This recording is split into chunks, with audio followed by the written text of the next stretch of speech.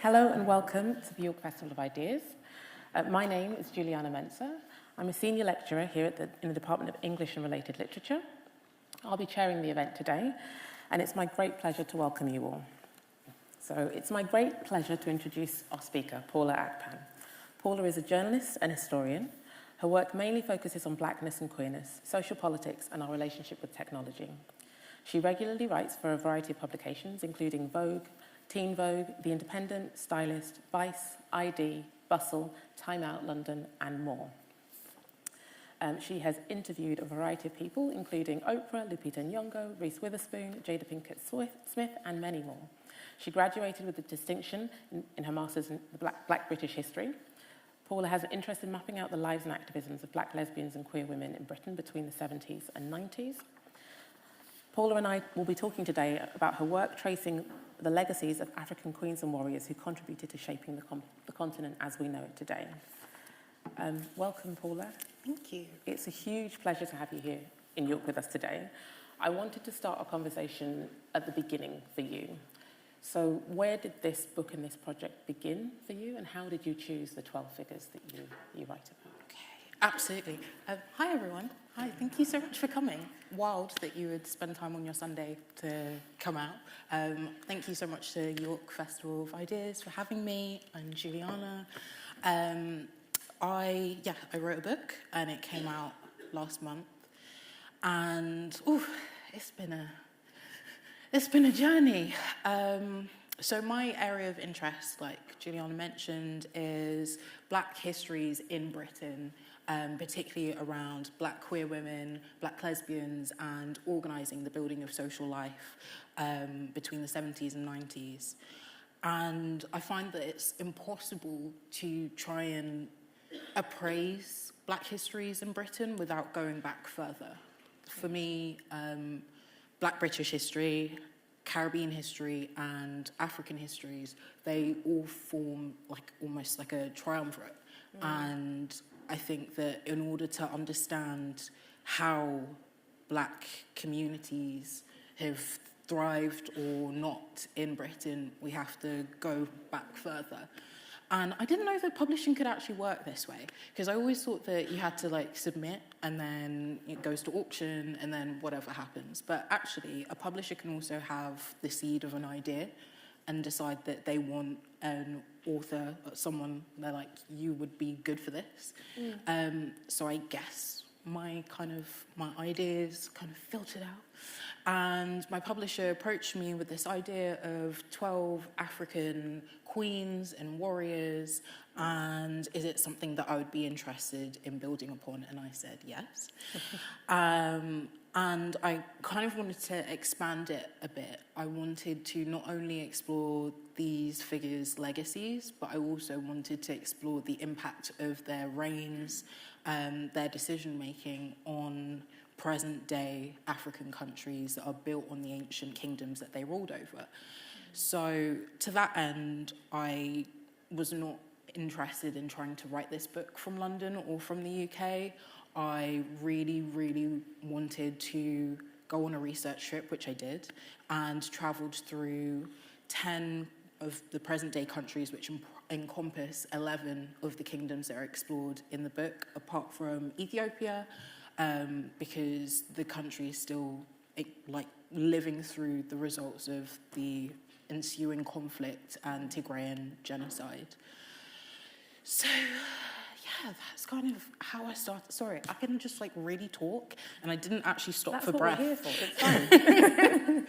It's just so exciting. It's writing a book is such a lonely process, and it's so exciting to actually get to talk about it, because I was in my office with a laptop for writing straight for 1 year. I've been working on this for over 4 years, but for 1 year I just trap. And with the selection process, so at one point I was thinking of exploring Cleopatra, but she's been done. Of course, historians bring their own lenses and understandings to the work that they appraise and engage with, but there's so much focuses on Egypt when it comes to African civilization, so much focuses on that northern tip. and I wanted to go below the Sahara Desert. I wanted to examine histories that I know of in fleeting, like Nani Asantewaa of the Asante Kingdom, found in present-day Ghana. But I also wanted to explore some figures that I was struggling to actually find a lot of information on, but it was only when I went on the research trip, there was such certainty with the local historians and storytellers that I was engaging with. I visited heritage sites. I traveled from West Africa down to the south and then back up again. And so I went to, Benin, Angola, Madagascar, South Africa, Rwanda, Burundi, and I found that so many of these ancient kingdoms just often aren't considered when we're talking about African civilizations that predate colonial interference or occupation as well. So I think I kind of whittled it down on which heritage sites could I access, because a few of them have been demolished, because especially when you're talking about women in history or genderqueer figures in history, I wasn't finding pictures or a lot of statues or anything that kind of centered on their legacies. So when I was in Burundi, for example, there was a figure of the king married to Riri Kumatima, the 19th century queen in what would have been Burundi at the time.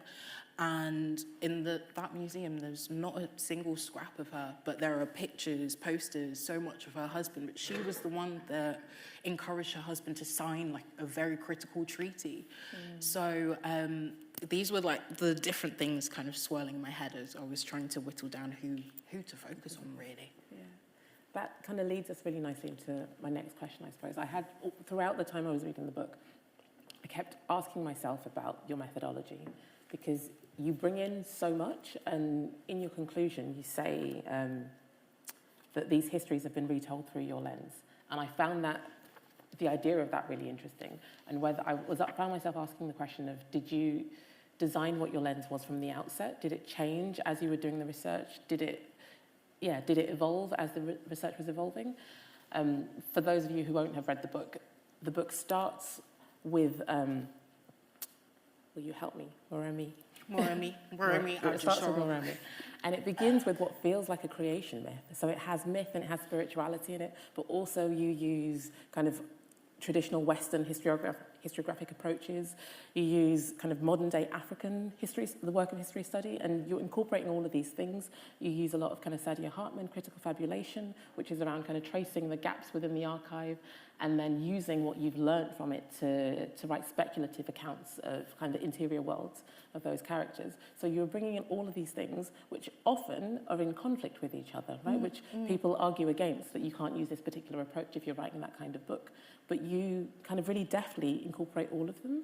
And I was wondering about your lens. So I have students come to me when they're beginning research projects, and they might say they're using a Marxist framework or a black feminist approach or lens. And so I wondered, what is the Akpanist lens? And had you designed it before you began the book, or did it emerge in the writing of the book? This is hilarious, because all of my friends who are scholars or doctors, I will just give them a little, what's the Bentillion kind of approach like this? So very funny to hear that done to me. Okay, so when I approached the writing of this book, I knew that, first of all, I'm going to be encountering a lot of colonial materials, a lot of materials that have been shaped around if we're talking about British audiences in particular, shaped around a British colonial agenda and priorities. So I start with the introduction. I reference this encounter it was in the 1700s, and it was where 17 abducted Africans and boys who were planned for a lifetime of servitude, enslavement, they managed to escape. And this was on the ship Zong. And when this started filtering back to officials back in London in their official headquarters, they began talking about how, of course, 17, men and boys wouldn't have been able to overpower 7 white men anyway. It was obviously because their shackles and chains were released. That's what happened. And if it hadn't happened, if that had happened, it wouldn't be an accountable history.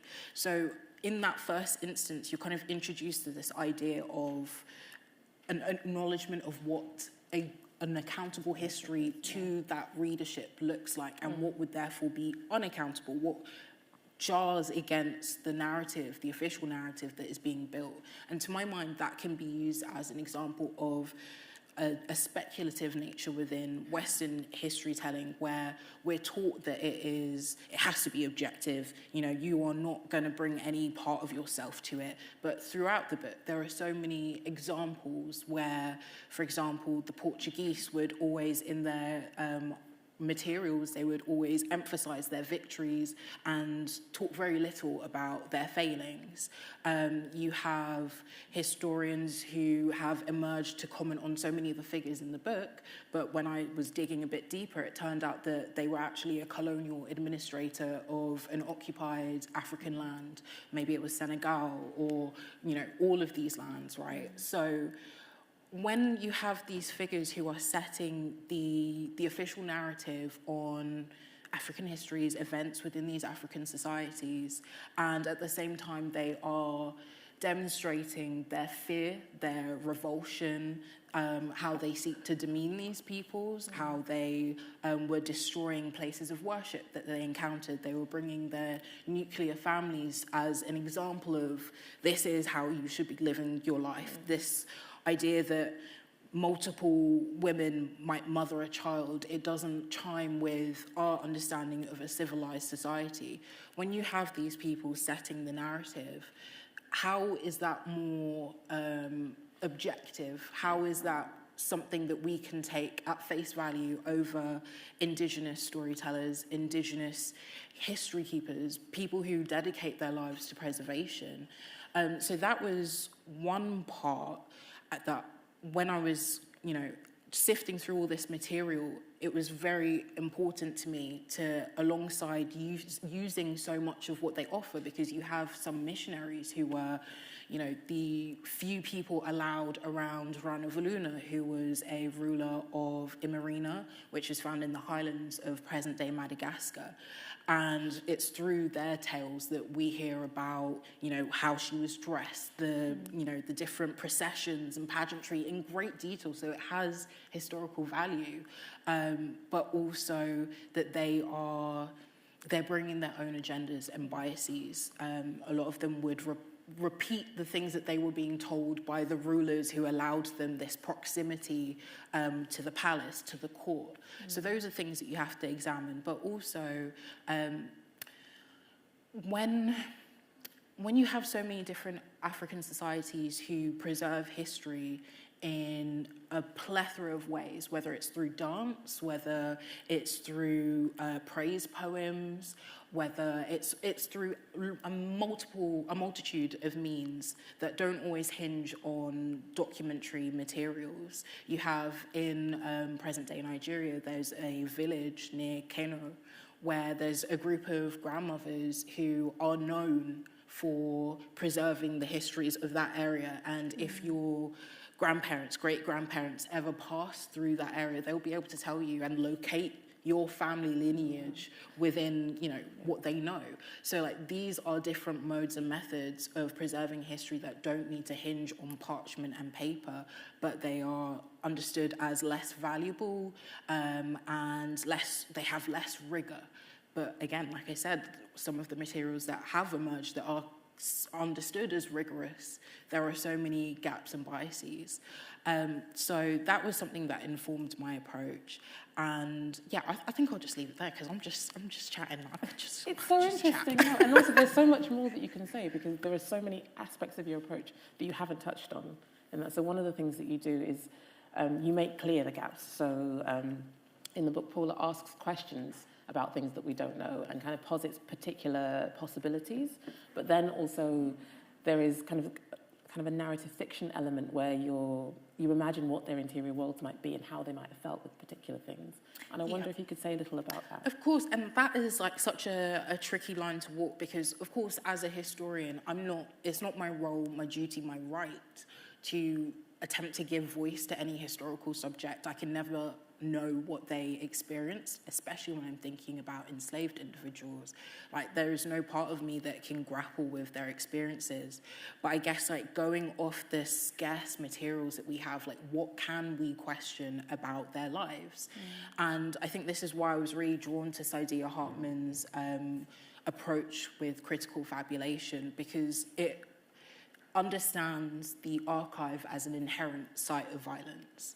And, for example, when you have African people listed in cargo or ship logs as, you know, just a good alongside gold and mahogany, except they're not as valuable, but that is the only way that we place the fact that this person ever existed, that is already a violence in that they are subhuman. They are not even worthy of being considered to have interiority.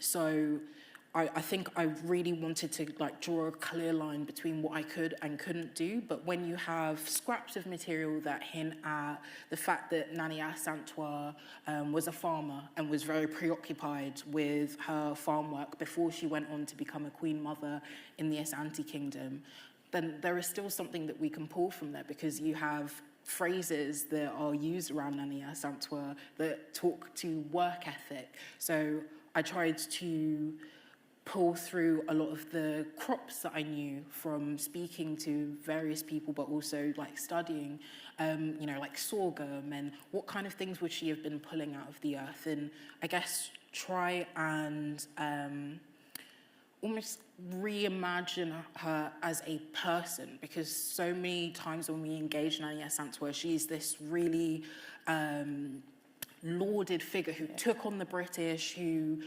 ultimately saved the golden stool from falling into, you know, British hands. That last war was 1901, and she's regarded as this fearsome figure.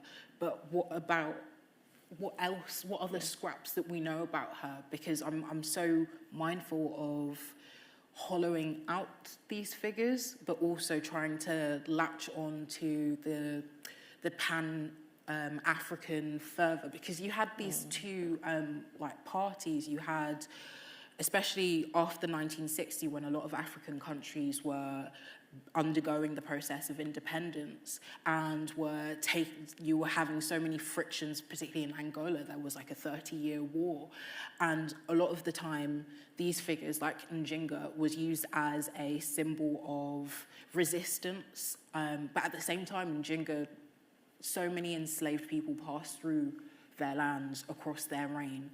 So it's trying to hold these multiple things in tension at the same time, that it's quite incredible, we can understand now, to have these figures who took on the fullness of coloniality as it was approaching their lands.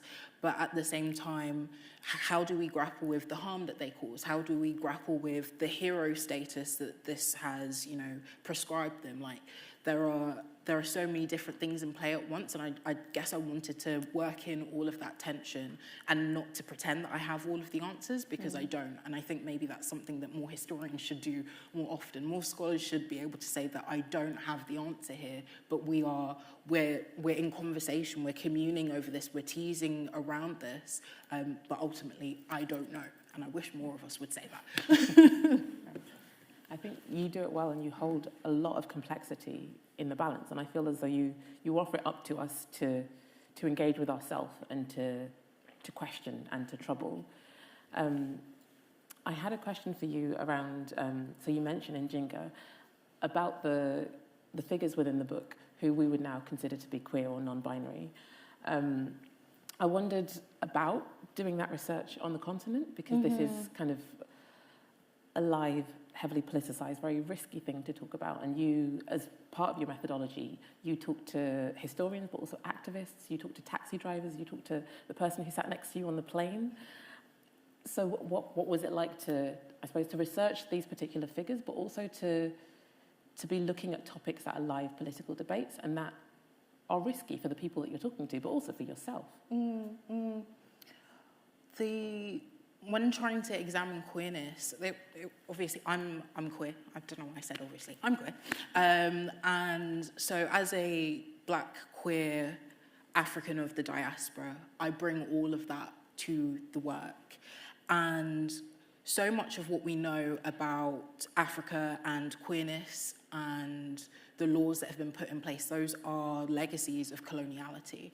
So it only makes sense for me to engage how queer Nigerians, for example, are dealing with, Nigerian penal code that is inherited by, colonial occupation and is still bolstered by foreign interests within the country.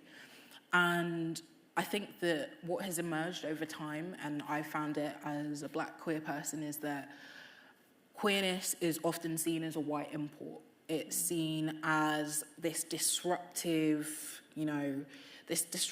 import that is troubling African heteronormativity. Except there are so many examples, and I mentioned quite a few of them in the book, of things that we would understand as queerness or lesbianism, sophistry, homosexuality today that was existing in so many different African societies. So you had princesses in northern Sudan who were brought enslaved girls for them to, have sexual practice with. There are sangomas in South Africa who are encouraged, like it is their right to have marriages and unions with people of any gender. These are so entrenched, and yet we've been encouraged to believe that this is un-African.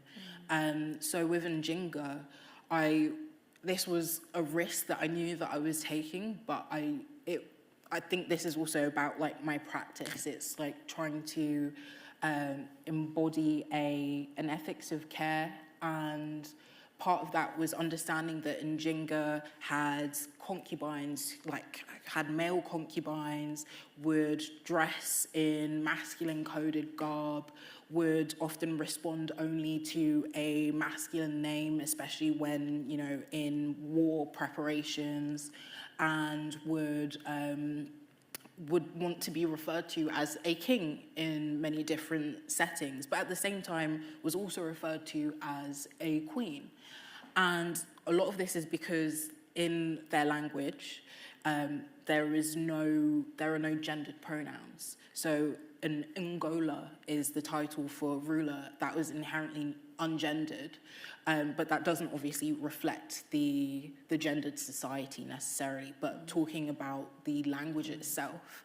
And so it's also talking about the limits of the English language and trying to appraise these figures, because by calling this person a queen, it's also erasing to a degree the plurality with which they expressed and explored their gender, to the point where certain historians were like, was there a king in Njinga? Could it be referring to Njinga's brother? Because it was so prolific across the text.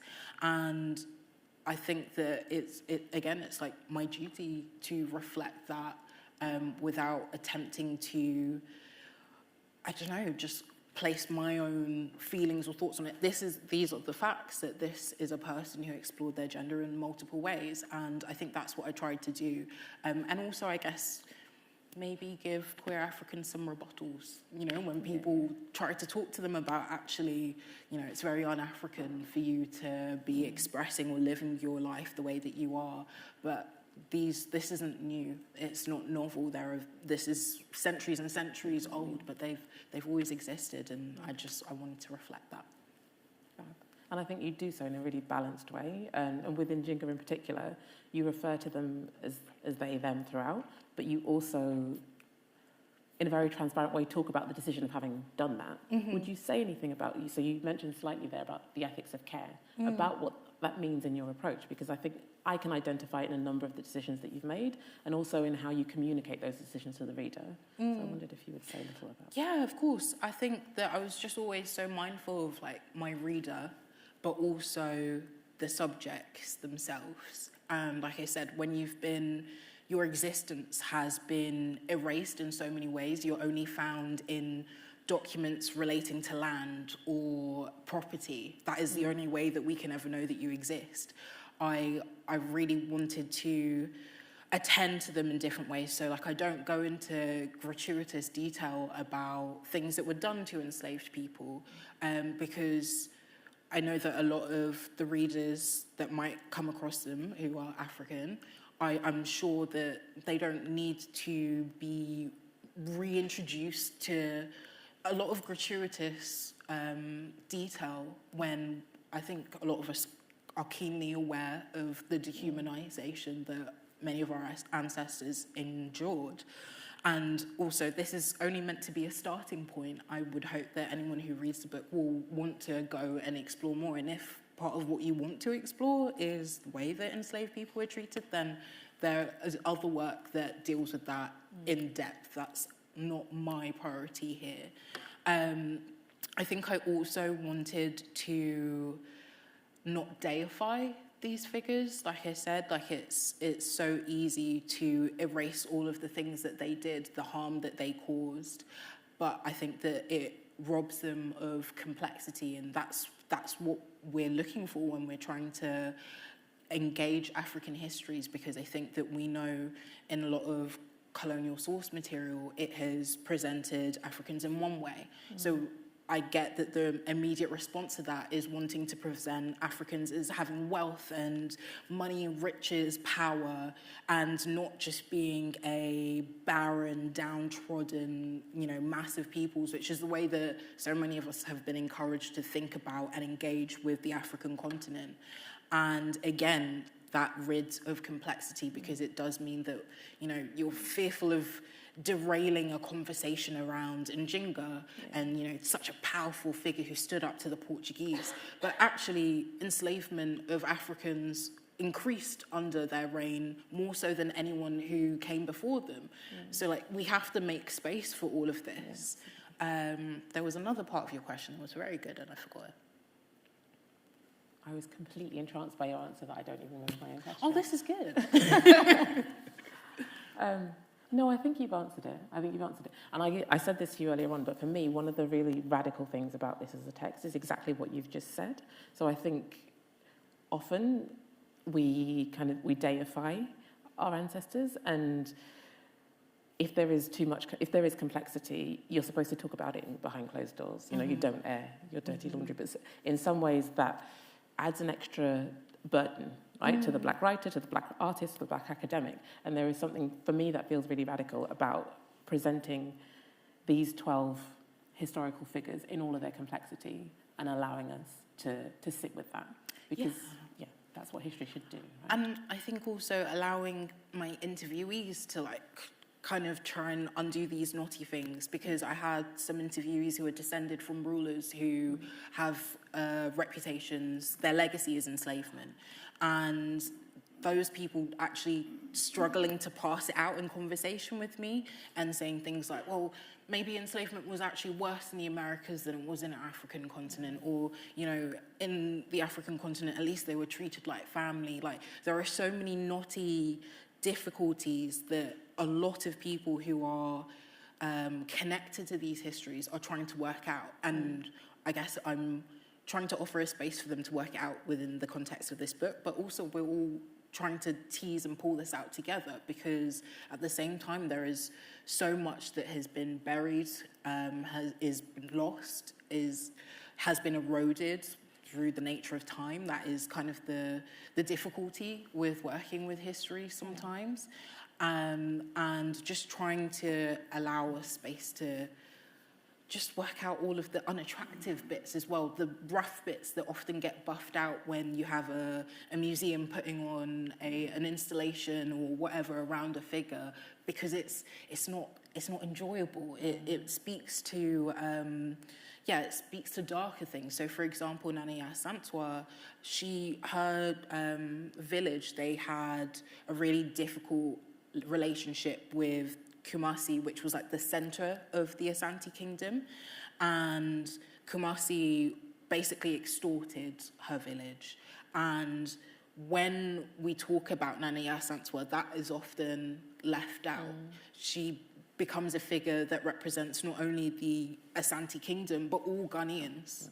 And that completely erodes so much of the complexity, the fact that actually Ghana wasn't the Ghana that, of course, we know. There was Asante Kingdom, and then there was the Gold Coast. So there was already such a distance between an independent as they could be with encroaching British occupation, an independent Asante Kingdom, and a already completely occupied British Gold Coast. So there are all of these little knotty differences that get smoothed out because it's easier to talk about Asantewaa as a symbolic figure for the Ghanaian nation. Yeah, absolutely. We were going to speak for 30 minutes to 40 minutes, and we're almost approaching our time. But if I may, before I open it out for questions in the room, I wanted to ask one last question, and it's about, I suppose, who you're speaking to. So the British Sierra Leonean novelist Aminata Fauna says that whenever she writes a book, she is always speaking to multiple audiences. So she's speaking to what we might conceive of as a mainstream audience, but there are also things in her text that a person of colour might understand or a Black British reader might understand, but there are also kind of cultural references or moments in the text which are very specific to the very specific area in Sierra Leone that her family is from. And one of the things that really struck me about your book is how you switch registers. So it's very deft in the different things that you're doing. So at one point, it's a historic text and doing things that we would traditionally look to find in a work of history. There are lots of kind of footnotes and referencing other historians. There are moments where it feels almost novelistic when you're doing the kind of critical fabulation work. There are moments which are almost memoirist or like travelogue, because we follow you as you're traveling around. We meet the people that you meet. We sit down for food with you. And it struck me the different voices that were at play in the text. And there was a moment which I told you about, which made me smile. You meet somebody for a meal and you accidentally order fish, and she hates fish. But actually the meal was great, right? And you say that, it smacked. And I laughed, and I felt like I knew you, and I felt like you were speaking to me. And it made me wonder how you approached writing a text like this, which seems to speak in multiple voices, like it's multivocal. It's your voice, it's many other people's voices, but it's switching registers, and it's doing different things and speaking to different constituencies all at once. How did you do that? Were you conscious of doing that? No, not until you said it earlier, and I was like, oh, this is what it means to be talking to a literature scholar. Because you're just like, yeah, this is the device that you're using in the narrative form and the flow, and it's just like, yeah. I think I had a set way of writing about it. I thought I had a set way before I went on the research trip. And I think because so much of it was being kind of immersed in loads of different belief systems, different languages and linguistic registers, and all of that entirely shaped how I ended up writing the book in the end, because I didn't know how to do justice to an African society that understands its dead as being reborn in waterfalls, in dust, in laughter.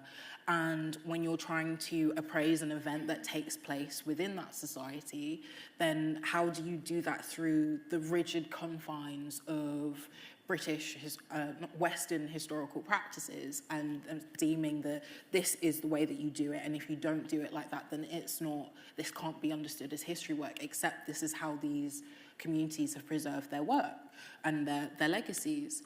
And I guess trying to step away from the should and how I think especially academia forces you to understand this is exactly the path.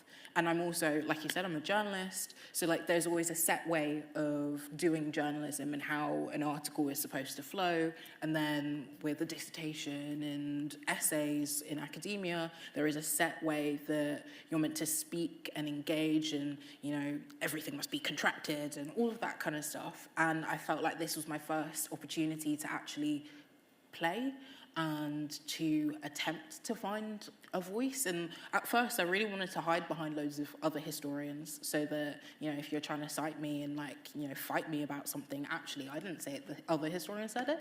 And I think that actually required me to be a bit brave, because I think, yeah, writing a book, and I think writing a history book, is very exposing and quite vulnerable in some places. But I think I had to feel the fear and just do it anyway. And I knew that I wanted little vignettes, I wanted to capture conversations and interactions that I was having with people, because this is also, like, history isn't static, it's continually moving and evolving around us, and all of these events are in conversation with one another. And, you know, we can trace the conflicts currently being instituted by Rwanda right through to Belgian occupation and beyond. And I wanted to just try and capture all of that with, yeah, conversations that I didn't feel like I could try and chop up and reinterpret myself. I wanted people to be able to speak in their own voices. Like, this book was only possible because of the wide variety of people that I spoke to, who shared their insights. And yeah, it just ended up right. Like, it wanted to be written a certain way. Like, I had no say in the matter. It just all tumbled out, and yeah, now it's there. It's brilliant. It's a brilliant book. And what I took from that as well as kind of the community aspect of it and all of these voices, is that you are multitudes as well, right? You exist in all of these different realms. You have all of these different practices that make up who you are as a writer, and that all came out in this text. Oh, I'm glad. Thank you. Okay, thank you so much. So now I'm going to kind of throw it out to the room. Hands up already. That's brilliant. I saw your hand first. Do we have a roving mic? Hi, I have so many questions, but I'll sort of keep it to one. You sort of spoke on sort of queer identity in Nigeria and how it's largely affected by colonialism, and then sort of these old world ideas coming in and sort of still today affecting how queer people are treated in Nigeria and in other African countries. I was wondering how you felt, I mean, you mentioned you were a journalist as well, about the sort of, I can't say how recent it is, but I've certainly read some articles about American sort of anti-LGBT preachers coming over and throwing huge amounts of money at sort of African nations to help change the laws and make it harder and harder for gay people to live in those countries. And how much do you think sort of the attitudes today are from this former colonial past, and how much is this sort of new wave of sort of anti-LGBT colonialism that's coming in to these countries and affecting the laws, and insane amount of money that's being thrown around to get these laws sort of put in place? That's a great question. I think they're all in conversation with one another, because also there's a religious aspect as well, because obviously Christianity was ushered in as this is the right way to understand yourself and to understand religion.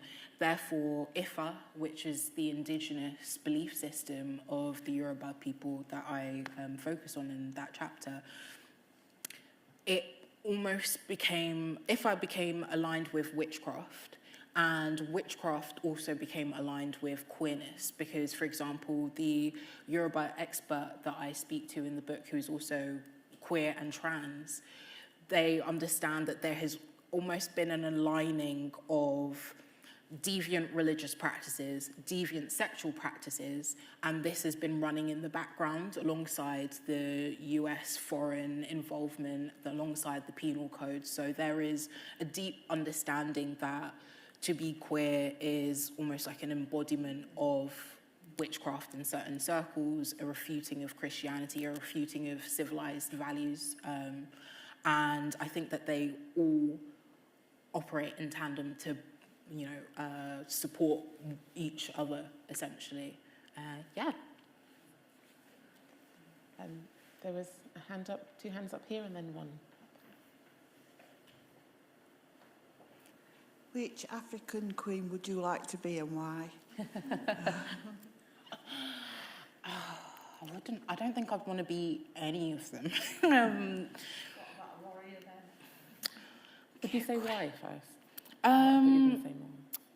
Because I think that power corrupts, and I think that there is no way to be a benevolent ruler, especially like a monarch, which requires the subjugation of other classes, other masses. So I don't, and also all the decision making, it's not for me, babe. It's not. I just, oh God. But if I was to talk to one ruler, I would be most interested in speaking to Ranavalona. She was coined as the Bloody Mary of Madagascar by the British, and a lot of their issue with her was that she was not interested in imperial overtures. She wanted her island to be self-sufficient, for it to rival Britain and France. And when Christianity started creeping in, when missionaries started creeping in, she started killing her population. And she halved her population across her reign. And obviously, as we know, Madagascar was colonized anyway by the French. And so I would be really curious to find out, a lot of the Malagasy people I was speaking to, they all understand her as a bad queen, as a villain, as a sanguinary queen. So, was it worth it? Did she understand this as a love letter to future generations? How would she understand the way that Malagasy people today see her? Or if she had known that the island would be colonized anyway, would that have changed anything? So yeah, I have a lot of questions, but I don't think I'd want to be any of them. Oh God. I think you've semi-answered the question I was going to ask. Sorry. No, it's fine, because it probably makes my question a lot easier to answer. As a journalist, who of the 12 would you want to interview? And if you can think off the cuff, what would your leading question be? Good questions in this front row. I'm going to have issue with you both. I think. Okay, let me think of a different ruler. Riri Kumatima. She kind of adopted a son as her own that everyone knew wasn't her own, and tried to present him as such, and this is how she held on to her power. And I think I would ask her, babe, did you think it would work? It kind of did, but really? Not on a level? So I think I'd be curious about that, but especially Ranavalona. I think that one's the one that just, was it worth it? I think those would be my questions.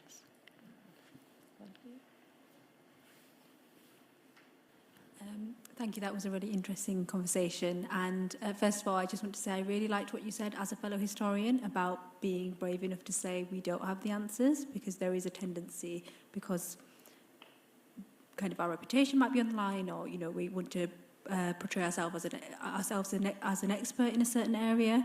Sometimes we're reluctant to say we just don't know. So I really appreciated that. I have two very small questions that are kind of related and stemming from some of the conversation. So firstly, in terms of thinking about the colonial archive and written documents, you mentioned about kind of indigenous storytelling and preservation, whether it be through dance or various other forms. Did you find in your research journey, what was the most difficult to kind of get your head round in terms of your writing about a particular practice or a story? And related to that, the question of language, because you do stem, a huge, Africa is not a country. There's so many different languages, and we talked a little about in the discussion about the limiting nature of English in some sense. But did you have a challenge with some of the language, or did you find it was difficult to mediate it only in the language that you knew? And could you talk a little bit about your process in that way, in terms of perhaps maybe using translators or even just body language? What was your process? It would be interesting to hear. Thank you. Yeah, of course. So the first one was around what I found maybe most difficult to try and convey. I think while I was in Rwanda, I felt a bit unsettled, especially like with the conversations that I was having with people. There's an complete absence of talking about ethnic identities and ethnic groups, of course, as a result of the genocide. But then I feel like there's almost this veneer that we're seeing behind now. But it means that Rwanda is kind of presented as the wholesome African country that got through the greatest horrors and is now a utopia. And the interviewee that I spoke to during my time there, I just knew that she had to be anonymous. She said, that you can't even call yourself a feminist because it's not a term that exists there, that there are a number of Rwandan communities that are still harassed by police with the aim of continuing tensions between Hutu and Tutsi communities. And at the same time, people aren't talking about it, at least openly that I was able to witness. So I think trying to convey the really bizarre fractures that underpin Rwandan society today, especially as so many people, I went to a brilliant heritage site in northern Rwanda, and everyone's like, no, we don't talk about it. It's like, move on, keep moving forward. So attempting to do that kind of history work that is almost, it feels like it's going against what local communities and figures that I was engaging wanted to at least give airtime. I think that was tricky because I also don't want to go against people's wishes, but this is part of what we were talking about. Like, this is the airbrushing, the buffing out of the smooth edges. So that was something I found tricky. And then when it comes to language, so I offered everyone I spoke to a translator. But of course, there is so much that is lost. There is so much that is lost with me even writing this book in English in the first instance. A lot of people were talking about, for example, different community practices. So while I was in Nigeria, I was talking to that interviewee who was raised by almost like a cove of women, and she didn't know who her mother was until she was a lot older, because all of them had mother status over her. And this was as a result of a lot of different practices among Yoruba peoples, including you know that you're going to have a child with this person because you understand children, the growing of your kinship circle, as wealth. And so you have a child with this person knowing that they are going to pay for this child, but also you have like a channel of wealth there, and then you'll have a child with another person, another, like, this is all understood as accruing like wealth. And when you talk about it in Yoruba tongues, it makes sense. But then when you try and explain it in English, it ushers in this stigma, this shame that doesn't exist when they're talking about it in their tongues. And they were saying that this is because, the English language is imbued with a lot of shame. And, the idea that we have terms like single mother, whereas that doesn't exist in these communities where you're never single. You're always together. You're always surrounded by bonds. You're tied to bonds of kinship. So that was something that was also really tricky to engage. I think it was also just knowing that there are limitations. There are limitations to me as an African of the diaspora engaging these works, these figures. There are limitations to me writing in English, English being my first language, and I'm saying first, my native language. I'm learning French, but whatever. So yeah, those were things that threw up spanners in the works, but I think at least understanding your limitations is a starting place, and hopefully, and I know others, especially Indigenous historians, are much better suited, much better positioned to write books in their own languages for their own communities, and that will be for a different audience as well. So, yeah. There was a second part to your question. I think I answered both of them, didn't I? Sorry. There was a hand that just went up there.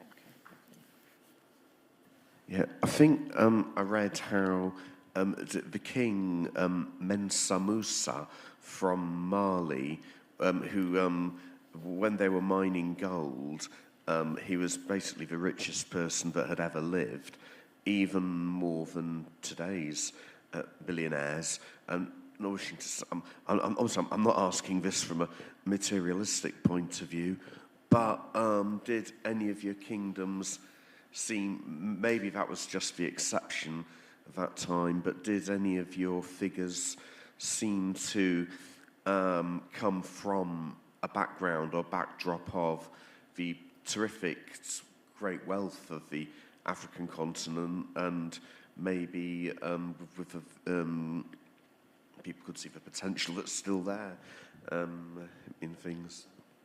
No, great question, thank you. Well, I think it's our idea of like gold and wealth is so warped, whereas like at this time you were paying for things in gold dust. Like you would, people would buy enslaved people or funnel enslaved people some way using, I offer you this gold dust, and weighing how much gold dust, and that was just how that was the currency alongside cowrie shells. So I think gold occupies a different kind of space in our society today, and as a real marker of wealth, whereas before it was actually just a currency. But you had figures like Mintwab, who was an empress of Ethiopia, who was doing paintings of the Virgin Mary using like silk and brocade, and there was extreme wealth, because especially with Ethiopia and also Madagascar, there were links to India and other trade routes compared to the west of Africa. So I think wealth manifested in a lot of different ways. And do I think that, I don't think that is possible today, because it's being exploited and extracted by, the UAE, by so many foreign powers in Sudan, in Ethiopia, in Chad, in Mali, so I don't think at this moment in time Africans are able to enjoy or even make use of the wealth of their own resources, while there are new forms of colonialism afoot. But so not a really fun answer, but great question. I'm going to go to you in the middle there.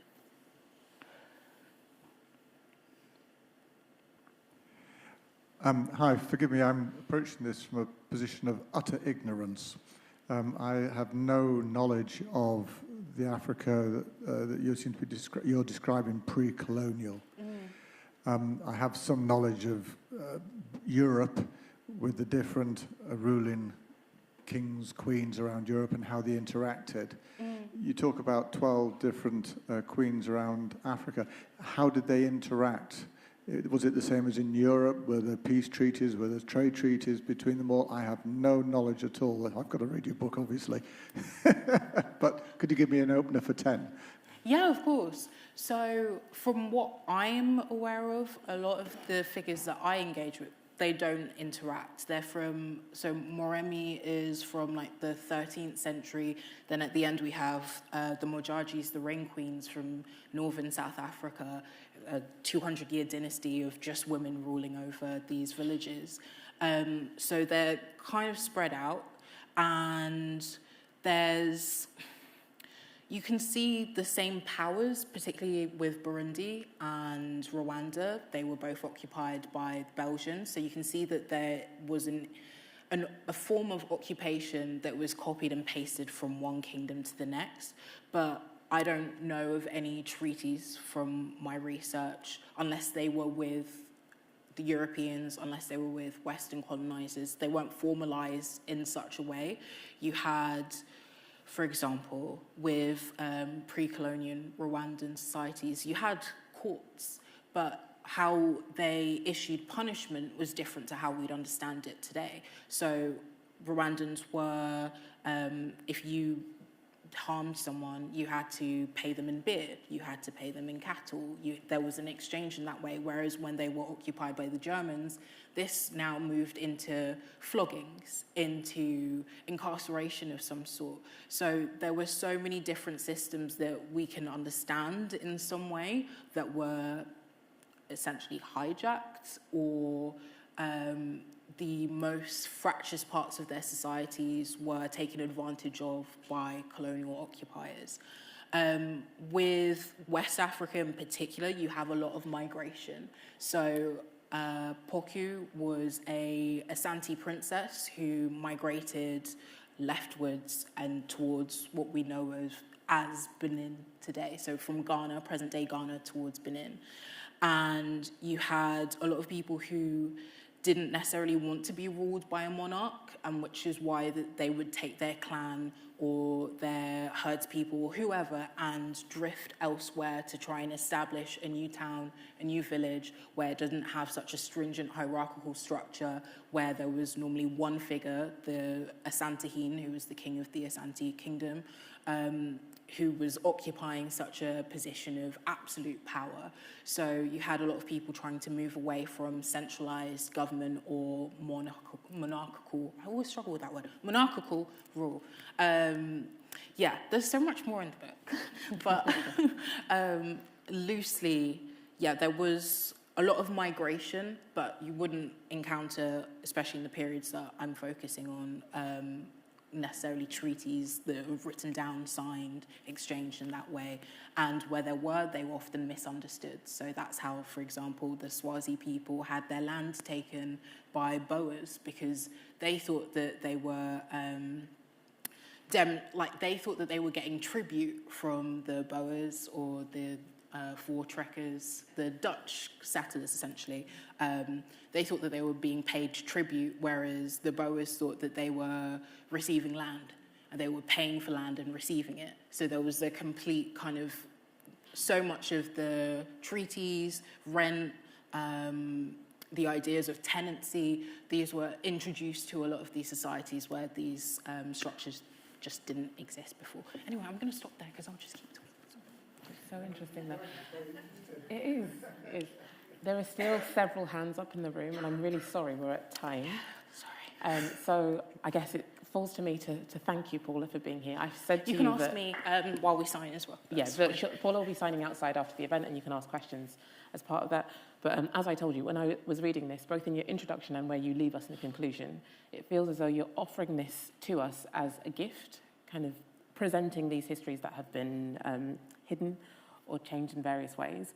But also it feels like a call to action. So you're giving it to us saying, this is what I've done, but you also invite us to read and to problematize and to go over your work and to also find new histories. And it felt like a real gift. So thank you very much for that. Can we please give Paula a round of applause?